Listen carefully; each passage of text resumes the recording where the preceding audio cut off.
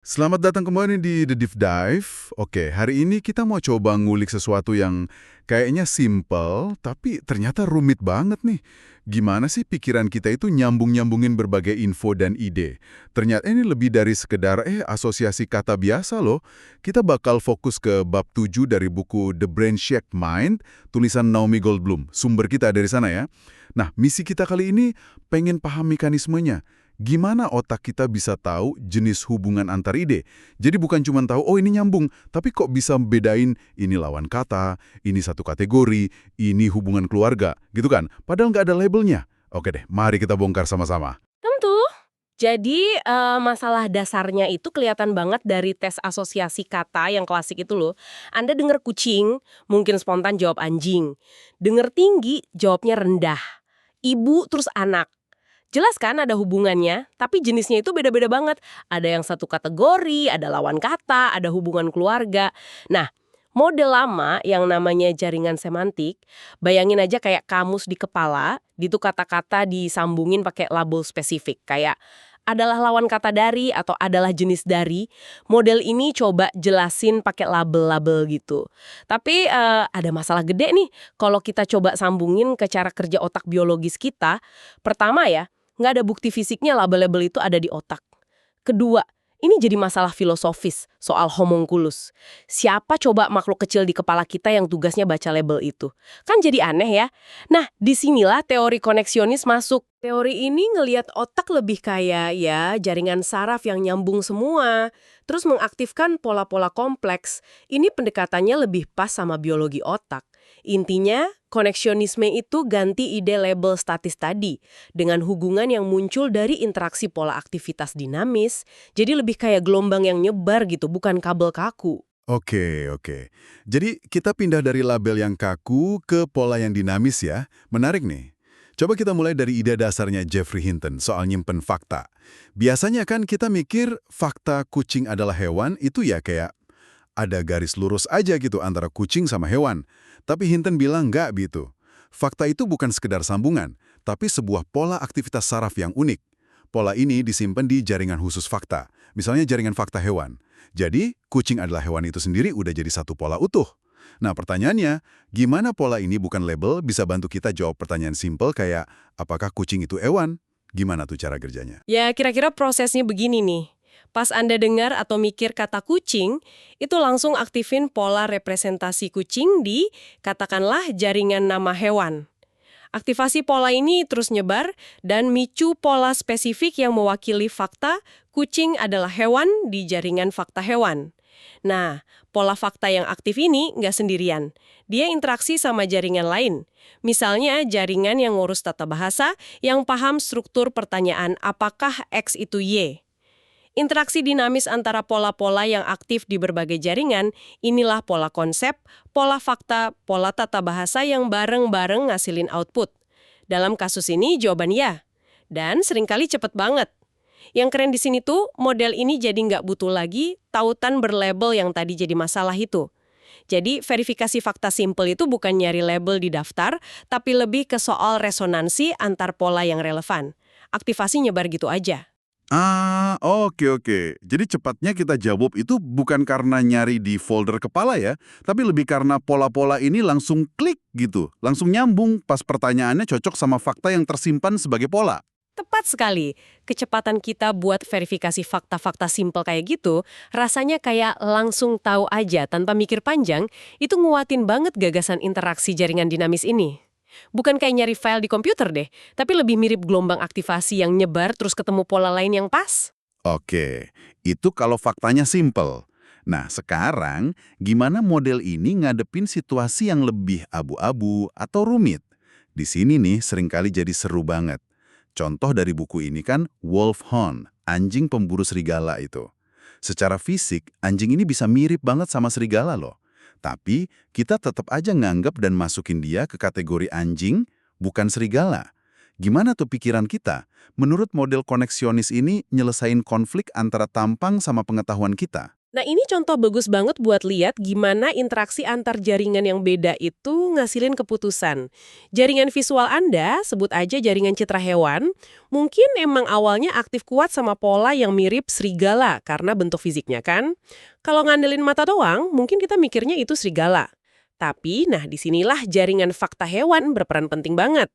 Di jaringan fakta ini, kesimpan pola-pola info kalau wolfhound itu punya ciri dan hubungan kuat sama anjing. Misalnya dipelihara manusia, buat berburu bareng, perilakunya jinak. Sebaliknya, pola fakta buat serigala mungkin lebih nyambung ke konsep liar, bahaya, hidup di alam bebas. Oh, jadi kayak semacam adu kuat aktivasi gitu ya, antara jaringan visual sama jaringan fakta. Terus faktanya yang menang gitu. Bisa dibilang gitu ya. Aktivasi yang datang dari jaringan fakta yang nyambungin wolfhound sama macam-macam ciri anjing, ternyata ngasih dorongan lebih kuat ke pola anjing di jaringan nama hewan. Lebih kuat daripada aktivasi dari kemiripan visual doang yang ngarah ke serigala. Hasil akhirnya, pola yang paling stabil dan kuat aktif di jaringan nama ya pola untuk anjing. Ini nunjukin poin penting banget. Belajar fakta baru itu bisa secara fundamental ngubah cara kita ngelihat dunia loh, termasuk kemiripan visual. Pengetahuan kita bisa nolak atau ngasih arti baru ke apa yang kita lihat. Wah, ini benar-benar ngubah cara pandang ya. Jadi apa yang kita tahu bisa secara harfiah ngebentuk ulang apa yang kita lihat. Dalam juga ya. Ini mungkin ngejelasin kenapa seorang ahli, misalnya ahli burung gitu, bisa lihat burung sekilas langsung tahu jenisnya, sementara kita yang awam mungkin cuma lihat, oh burung coklat kecil. Si ahli itu nggak cuma ngeliat, tapi secara otomatis aktifin segudang fakta terkait di kepalanya. Anda yang dengerin nih, mungkin bisa coba pikirin bidang keahlian Anda sendiri deh. Gimana pengetahuan faktual Anda ngubah cara Anda ngelihat hal-hal yang buat orang lain kelihatan sama aja? Persis. Keahlian itu seringkali artinya ngebangun jaringan fakta yang kaya dan terstruktur rapi, yang kemudian interaksinya kuat banget sama jaringan persepsi kita. Ini bikin kita bisa lihat lebih dari sekedar tampilan luar dan bikin penilaian atau klasifikasi berdasarkan pemahaman yang lebih dalam. Ini semua hasil dari interaksi dinamis dan terus-menerus antara berbagai area pemrosesan di otak kita. Seru kan? Iya, seru banget. Oke, kita balik lagi yuk ke teka-teki asosiasi kata di awal tadi. Kenapa sih respon paling umum buat kucing itu malah anjing? Ini kan agak aneh ya kalau dipikir-pikir. Secara biologi, kucing itu lebih dekat ke singa atau harimau. Model jaringan semantik lama yang pakai label is a atau related to, itu bakal susah jelasin kenapa kita lebih milih anjing. Gimana penjelasan koneksionis ngatasin ini? Apa ini juga soal interaksi jaringan lagi? Yonis nawarin beberapa lapis penjelasan nih yang kerja barengan. Pertama, ada yang bisa kita sebut dominasi fakta yang berpusat pada manusia. Maksudnya gini, di jaringan fakta kita, informasi yang paling relevan sama kehidupan sehari-hari, interaksi, dan kepentingan kita sebagai manusia, itu cenderung ngebentuk koneksi yang paling kuat atau paling gampang aktif. Fakta kalau kucing dan anjing sama-sama hewan peliharaan populer atau kucing dan anjing sering hidup bareng manusia, dan interaksi, kadang akur, kadang berantem, itu jauh lebih nonjol dalam pengalaman kita sehari-hari dibanding fakta taksonomi biologi kalau kucing termasuk keluarga Felidae bareng singa. Jadi relevansi dan seringnya muncul dalam pengalaman manusia lah yang nguatin asosiasi kucing-anjing itu. Jadi, pengalaman dan relevansi sehari-hari itu ngalahin kebenaran ilmiah ya kalau soal asosiasi spontan. Kedengarannya masuk akal sih, tapi juga agak kaget juga ya. Seringnya gitu dalam respons cepat. Nah, lapisan kedua itu peran dari apa yang disebut jaringan ungkapan umum atau catchphrase networks.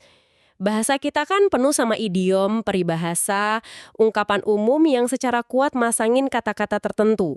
Kadang lepas dari hubungan logis atau makna aslinya. Kalau di Inggris ada raining cats and dogs atau fighting like cats and dogs. Di bahasa Indonesia pun pasti ada ungkapan serupa atau cerita rakyat yang sering masangin keduanya kan. Ungkapan yang sering kita dengar dan pakai ini nyiptain semacam jalan pintas asosiatif yang kuat antara kata kucing dan anjing di jaringan linguistik kita. Dengar kucing bisa langsung micu anjing lewat jalur bahasa ini, bahkan tanpa perlu akses makna dalamnya dulu. Wah, menarik banget ini. Jadi, cara kita ngomong sehari-hari itu secara aktif ngebentuk peta koneksi di otak kita ya. Bukan cuma konsepnya, tapi kata-katanya sendiri juga saling nyambung lewat penggunaan. Bener banget. Dan ada lapisan ketiga lagi yang juga berperan, yaitu pengaruh sementara dari keadaan emosional atau fokus perhatian saat itu. Buku ini ngasih contoh. Kalau Anda lagi cemas banget karena kucing kesayangan, si belang misalnya, baru aja hilang, pas ditanya asosiasi buat kata kucing, pikiran pertama Anda mungkin bukan anjing. Bisa jadi malah belang, atau hilang, atau rasa cemas itu sendiri. Jadi konteks internal Anda saat itu, fokus perhatian dan kondisi emosi, bisa sementara ngalahin pola asosiasi yang biasanya paling kuat. Jadi, respons asosiasi kata yang kayaknya simple itu sebenarnya produk interaksi kompleks ya, antara relevansi pengalaman hidup, struktur bahasa yang kita pakai, bahkan kondisi pikiran kita saat itu juga. Jauh lebih kaya dan dinamis daripada sekedar logika atau biologi murni. Tepat sekali. Ini nunjukin betapa plastis dan kontekstualnya hubungan konseptual kita. Dibentuk terus-menerus sama interaksi kita dengan dunia dan bahasa. Oke, sekarang kita geser dikit ke jenis hubungan yang lebih terstruktur nih. Yang seringkali melibatkan penalaran atau deduksi, kayak hubungan keluarga. Gimana kita bisa paham misalnya kalau Simon dan Dina itu saudara kandung, cuma dari fakta kalau mereka punya ayah dan ibu yang sama. Yakub dan Lea, contoh di buku. Model koneksionis ini kan nggak pakai label eksplisit kayak adalah saudara kandung dari. Terus gimana kesimpulan itu bisa ditarik? Ini lagi-lagi soal interaksi antar jaringan. Kita bisa bayangin ada jaringan nama orang yang nyimpen pola buat nama-nama. Yakub, Lea, Simon, Dina. Terus ada jaringan fakta keluarga yang nyimpen pola buat fakta-fakta hubungan spesifik. Yakub adalah ayah Simon. Lea adalah ibu Simon. Yakub adalah ayah Dina. Lea adalah ibu Dina. Oke, jadi fakta-fakta individualnya kesimpan sebagai pola. Tapi langkah dari fakta-fakta kepisah ini ke kesimpulan saudara kandung itu gimana? Logikanya di mana? Nah, inferensi atau deduksi saudara kandung ini nggak butuh tautan atau label khusus bertuliskan saudara kandung dari. Sebaliknya, hubungan itu disimpulkan secara dinamis pas dibutuhin. Prosesnya kira-kira gini. Pas kita mikirin hubungan Simon dan Dina, beberapa pola fakta yang relevan di jaringan fakta keluarga bakal aktif barengan. Misalnya, Yakub ayah Simon, Yakub ayah Dina, Lea ibu Simon, Lea ibu Dina. Kumpulan pola fakta yang aktif barengan ini terus interaksi sama apa yang disebut model skematis pohon keluarga atau struktur keluarga yang kita punya secara konsep. Penting nih, ini bukan gambar pohon fisik di otak ya, tapi representasi abstrak dari aturan atau struktur umum hubungan keluarga. Misalnya pemahaman bahwa dua orang yang punya kedua orang tua yang sama itu saudara kandung. Interaksi antara aktivasi fakta-fakta spesifik dan pola skematis umum inilah yang bikin kita bisa ngasilin kesimpulan Simon dan Dina adalah saudara kandung. Oke. Jadi kita kayak ngejalanin fakta-fakta spesifik lewat semacam template struktur umum gitu ya, buat ngasilin kesimpulan baru. Bukan ngikutin aturan logika formal, tapi lebih ke pencocokan pola. Benar banget. Dan pendekatan ini didukung loh sama temuan dari studi waktu reaksi. Eksperimen psikologi nunjukin kalau orang cenderung butuh waktu sedikit lebih lama buat verifikasi pernyataan yang butuh langkah inferensi. Misalnya Robin bisa terbang. Ini kan mungkin perlu aktifin Robin adalah burung dulu, baru burung bisa terbang. Dibandingin verifikasi fakta yang kesimpan langsung, kayak burung bisa terbang. Selisih waktu ini cocok sama gagasan kalau inferensi itu melibatkan aktivasi dan interaksi beberapa pola, mungkin berurutan atau barengan. Bukan cuma akses satu tautan atau fakta tunggal. Kalau kita lihat gambaran besarnya nih, ini nunjukin kalau kemampuan nalar dan deduksi kita yang kompleks itu mungkin muncul secara emergen dari interaksi miliaran koneksi dan pola simpel di otak. Bukan karena kita punya prosesor logika kepisah yang jalanin aturan formal. Oke. Jadi kalau kita coba tarik benang merahnya nih, teori koneksionis ini nawarin cara pandang yang beda banget ya, dan dinamis, soal gimana pikiran kita nyambungin ide. Bukan lagi soal koneksi statis pakai label kayak kabel-kabel di papan sirkuit model lama, tapi lebih kayak pola-pola aktivitas yang terus interaksi, nyebar, saling ngaruh di dalam berbagai jaringan. Jaringan buat gambar, buat nama, buat fakta, bahkan buat ungkapan sehari-hari. Jadi artinya apa nih semua? Ini ngasih gambaran pikiran sebagai sistem yang adaptif banget. Terus-menerus gabungin macam-macam info, bobotnya tergantung pengalaman, relevansi, dan konteks saat itu juga. Iya, ini pergeseran paradigma yang lumayan mendasar sih. Kita jadi berhenti ngelihat konsep sebagai sesuatu yang kepisah dan kaku yang disambungin pakai garis definisi. Sebaliknya, konsep itu sendiri adalah pola aktivitas yang cair, kompleks, sering tumpang tindih, dan terus dibentuk ulang sama apa yang kita pelajari, bahasa yang kita pakai, emosi, dan pengalaman kita. Hubungan antar konsep juga bukan sesuatu yang ditetapin dari luar pakai label, tapi properti yang muncul dari dinamika interaksi pola-pola ini. Nah, buat Anda yang lagi dengerin, ini mungkin waktu yang pas buat sedikit refleksi ke cara kerja pikiran Anda sendiri. Pas Anda nyambungin satu ide ke ide lain, apa selalu rasanya kayak langkah logis yang lurus? Atau pernah nggak sih Anda sadar kalau lompatan pikiran Anda itu dipicu sama sesuatu yang kayaknya nggak nyambung? Mungkin ungkapan yang tiba-tiba keingat, kemiripan visual atau suara, atau fakta lain yang relevan tapi nggak langsung terkait. Model koneksionis ini kayaknya ngasih ruang buat kekacauan kreatif dan pengaruh banyak faktor kayak gitu dalam cara kita mikir. Deli, bawa kita ke satu pemikiran terakhir nih, yang mungkin lumayan provokatif ya. Kalau emang bener fakta yang kita pelajari, relevansi personal, bahkan struktur bahasa dan ungkapan umum itu punya pengaruh kuat banget ngebentuk koneksi konseptual di pikiran kita, kayak contoh asosiasi kucing-anjing atau klasifikasi wolfhound tadi. Nah pertanyaannya, seberapa jauh sih kategori-kategori dan hubungan-hubungan logis yang kita anggap dasar dan objektif itu sebenarnya produk dari lingkungan budaya dan linguistik spesifik tempat kita tumbuh dan hidup? Mungkin nggak sih cara kita motong-motong dan nyambungin dunia di pikiran kita itu jauh lebih dibentuk sama kebetulan budaya dan bahasa daripada yang kita mau akui? Ini buka pertanyaan lebih dalam lagi soal seberapa universal atau objektif sebenarnya peta mental kita tentang realitas. Sesuatu buat direnungin lebih lanjut deh.